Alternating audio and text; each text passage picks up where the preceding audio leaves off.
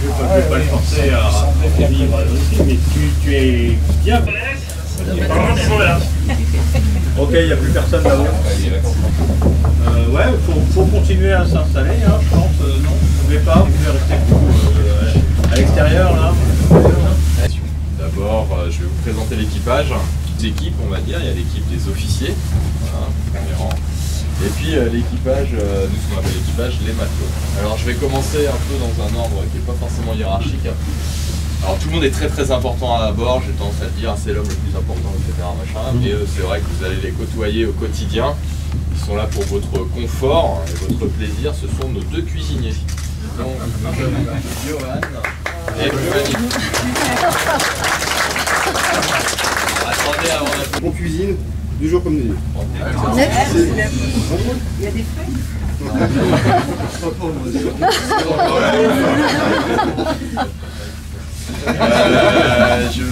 Ah oui, alors le commandant, donc moi-même, si je règne sur l'ensemble du navire, alors on dit se mettre à bord après Dieu, ce qui n'est pas tout à fait vrai, hein, j'ai des comptes à rendre quand même.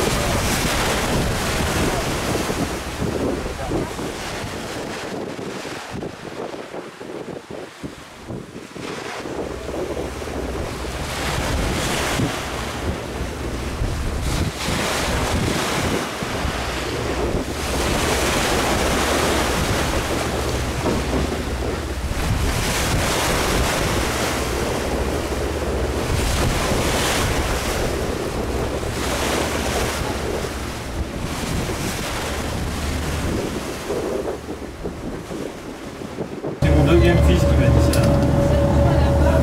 Allez, tout le monde pour répondre là-bas. Rapide, donc c'est un bateau qui date de la fin du 19e siècle, 1896, mais ça, Émeric, le commandant, aura l'occasion de vous en parler plus longuement. Alors, est-ce que vous savez ce que c'est comme type de navire au niveau de son gréement? 3 barques. C'est un 3-mâts barque. Alors 3-mâts barque, qu'est-ce que ça veut dire? Il y a 3 mâts. Déjà, il y a 3 mâts. Combien de voiles on va avoir sur le Belém? 22. 22. Là, j'ai plus le chiffre en tête. C'est ce que j'ai lu, moi, mais bon, après. Pour faire le calcul, si vous comptez le nombre de vergues qu'on a sur le mât de misaine, il y en a autant sur le grand mât. Des vergues, moi j'en vois 5. À 5. Je commence à 5. Ah oui, il y en a une 5e. Ouais. Là. Ouais. Donc on a 5 voiles carrées sur le mât de misaine, on en a autant sur le grand mât, ça fait déjà 10. Ouais. Voilà pour les voiles carrées. Ensuite, on va avoir ce qu'on appelle des voiles triangulaires, donc on appelle des focs ou des voiles d'étai, ou des voiles auriques à l'arrière. On a 3 focs sur le beaupré à l'avant. On a 3 voiles d'étai qui sont entre le mât de misaine et le grand mât. Vous les voyez, il y en a une ici. C'est simple, il y a 3 types de cordages différents. Il y a un premier cordage qui va permettre de hisser les voiles. Alors on les appelle voiles d'étai parce qu'elles sont ancrées sur des câbles qui partent de l'avant et qui reviennent au niveau du mât, ce qu'on appelle les étais, qui servent à maintenir le mât vers l'avant, et les voiles vont être hissées, donc c'est-à-dire montées vers le haut, le long de ces étais. Donc pour les hisser, on va tirer sur un cordage. Vous savez comment on appelle ce cordage? La drisse. Vous avez un cordage qui fait quelque chose, vous avez toujours un cordage qui fait l'action opposée, et donc pour amener une voile vers le bas, ce qu'on appelle la haléba, on a un cordage qui s'appelle le halba. Et donc lui, le halba, il va revenir en bas de la voile, donc au pied du mât de misaine, pour faire descendre la voile le long de l'étai. Donc évidemment, quand on veut hisser la voile d'étai, il va falloir du monde sur la drisse, mais il va falloir ce qu'on appelle larguer le halba, parce que si vous le laissez tourner, vous aurez beau être à 10 personnes à tirer là-dessus, il ne va rien se passer. Et donc je vous dis, c'est une voile triangulaire, donc on a vu ce qu'il y avait en haut, on a vu ce qu'il y avait en bas. Il reste un dernier point, le point inférieur mais vers l'arrière, le point libre de la voile. Est-ce que vous savez comment on l'appelle ce point? C'est le point d'écoute. Et donc là on va avoir 2 cordages qui vont permettre de régler la voile en fonction du vent. Ces cordages on les appelle les écoutes. Ils diffèrent de leur nom parce qu'il y a 5 niveaux. Alors la voile la plus basse, est-ce que vous savez comment on l'appelle? Non. Alors sur le mât de misaine, on l'appelle la voile de misaine. Et sur le grand mât, on l'appelle la grand voile. Celle du 2e étage. Pas d'idée non plus. On va trouver les huniers. Avec un H, les huniers. Alors le plateau de hune, c'est ce petit plateau blanc que vous avez justement entre la vergue de misaine et la vergue de hunier. Et donc on a le premier hunier on l'appelle le hunier fixe. Donc à l'avant, les voiles sont plus petites que sur le grand mât, donc on va parler du petit hunier fixe. Alors que là on va trouver le grand hunier fixe au-dessus de nos têtes. Volante également, donc il faudra les hisser. Et on va trouver dans l'ordre le perroquet et au-dessus le cacatois. Donc petit perroquet, petit cacatois, au-dessus de nos têtes sur le grand mât, grand perroquet, grand cacatois. Alors actuellement les voiles, vous ne les voyez pas trop parce qu'elles ont été ce qu'on appelle serrées.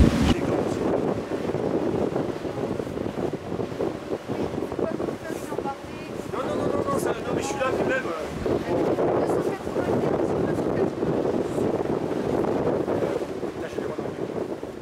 14 de langue de barre. Ça vous donne la position du safran.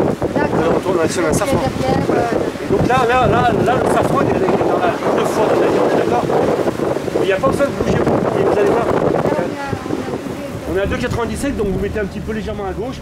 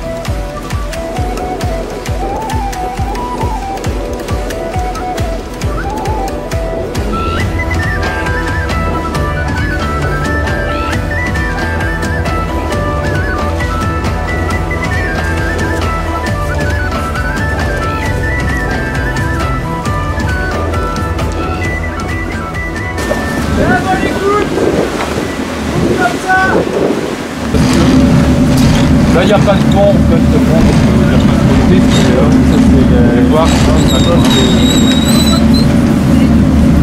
ça c'est le phoque d'Arctique.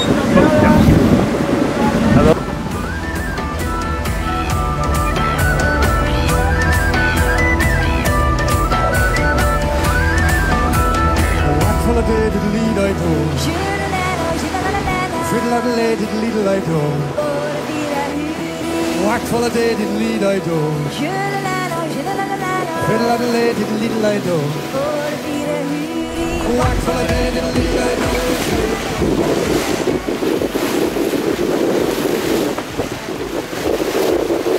Donnez du bout dans les coudes. Donnez du bout dans les coudes.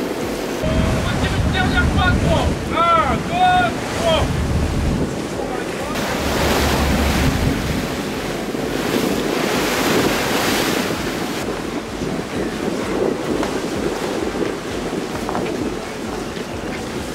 Voilà, Driss, c'est bon. On tire une dernière fois, 3. 1, 2, 3. Et maintenant, larguez tout.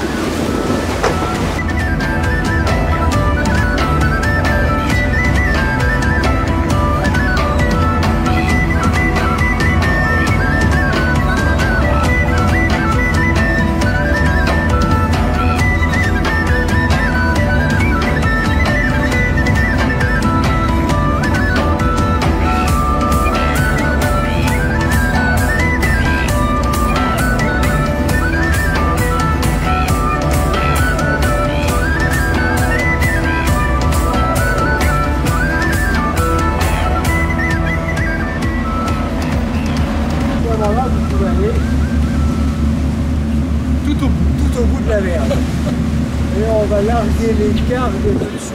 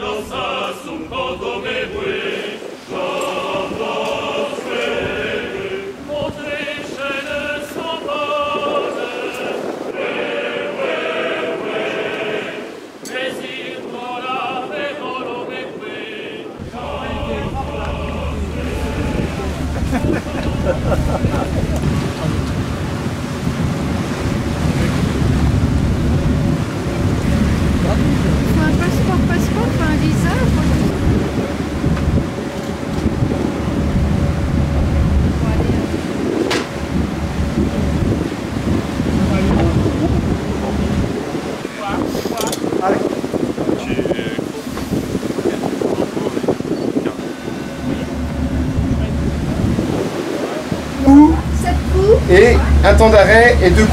Mais fort, hein, fort, fort, fort. Attention, on va sonner la cloche, bouchez vos oreilles. 7 coups.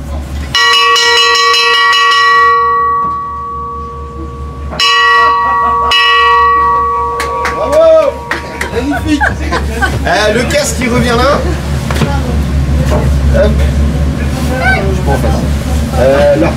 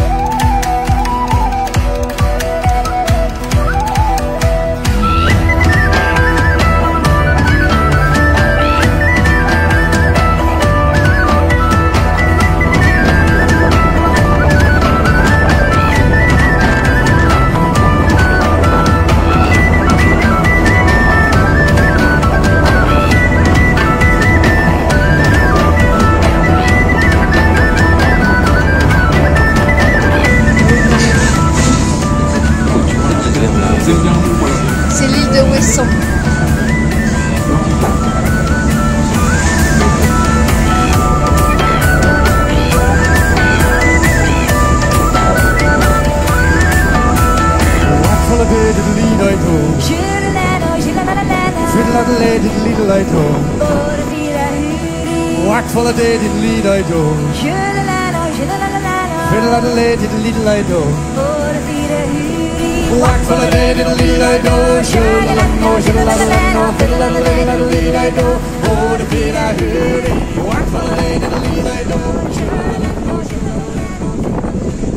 Ça y est, il y avait un vent plutôt mou et qui s'établissait légèrement au sud-ouest. Donc c'est vrai que ça aurait été sympa de se dire ah bon, on a du sud-ouest, on part comme ça, etc. Mais comme je vous l'ai dit, on est très timé sur ce stage. C'est-à-dire que si on avait fait de la voile, c'est clair qu'on n'aurait pas avancé assez vite. Donc l'idée c'était de galoper pour pouvoir avoir un temps de voile. Donc on a profité pour faire la jolie route quand même. Donc on est passé ici, on a passé le cap de la Hague ici. Voilà. Ensuite on est allé dans ce qu'on appelle le Russell Passage qui est ici, entre Sark et Guernesey. Et puis après vous avez avancé comme ça, vous avez vu donc la Bretagne avec tous les phares Pointe-Nord. Et ce matin l'idée c'était de vous faire passer encore un petit peu, donc on était au moteur. On a hésité avec le passage du Four, enfin j'ai hésité avec le passage du Four qui est ici. Mais finalement c'était plus facile pour nous de continuer sur le même axe, de passer le Fromber. Et tout de suite en sortie de Fromber, bah, vous en doutez, on va mettre les voiles, ça y est, vous allez pouvoir marcher à la voile. Alors merci d'avoir patienté jusque là, tout ça. Donc on va oublier le rat-de-sein et on va s'établir sous voile. Donc on va tirer un bord comme ça. Alors vous connaissez à peu près la géographie, ici il y a la baie d'Audierne et puis l'Orient c'est à peu près là. Voilà, là. Et là, donc nous on va tirer un bord comme ça et après bah, il sera temps de faire du moteur pour rejoindre l'Orient qui est à peu près ici. Toujours l'idée avec ce vent de sud-est qui va nous contraindre malheureusement à passer cette nuit encore en moteur. On s'appuiera aux voiles d'étai. Si tout va bien, on aura un bord à tirer comme ça, plein est, avec un vent de sud-est. Donc on pourra s'appuyer sur nos voiles d'étai. Ouais, on va faire ça comme ça. On établit sous voile et à 14 h, on se retrouve ici et je vous fais l'historique du navire, une conférence qui permet qu'on est sous voile. Si jamais ça fargue mal, vous êtes tous là, vous sortez, on s'occupe des voiles. Ça. Et cette nuit, on sera en fin de journée, voire en début de soirée, on fera un cargage, c'est-à-dire qu'on va recarguer toutes nos voiles carrées. Donc là, vous êtes tous invités à venir tirer sur les voûtes, même si vous n'êtes pas de quart de 20 h à minuit. Voilà. Après, on continue, on enchaînera, on sera toujours au moteur, mais avec nos voiles d'étai. Donc on maintient votre présence obligatoire cette nuit. On attend du 25-30 nœuds, c'est bien, c'est pas mal pour nous. Et normalement on sera bien parce qu'on sera, alors on fera ce qu'on appelle du pré-serré, hein, c'est-à-dire du pré-serré, c'est on vient orienter le maximum qu'on peut le navire dans le lit du vent, sauf que bah, vous savez que le BLM il va tirer un bord un peu carré, hein, avec la dérive il fait plus ça que ça. Donc c'est vrai qu'on va faire une route qui va nous emmener tac sud-ouest, c'est pas forcément la route la plus directe, mais c'est celle où on a de l'eau devant nous. Ça nous permet de tirer un bord et puis plus on fera du sud-ouest, à un moment on sera carrément dans l'ouest de l'Orient et là il n'y aura plus qu'à faire de l'est. C'est là qu'on espère que le vent, on pourra s'appuyer un peu avec nos voiles d'étai et tout. Donc ce soir ça va peut-être être un peu... on va pas normalement tanguer, on va plus l'avoir de face. Ça fera plus ça que ça. Si on arrive à s'appuyer, c'est bon.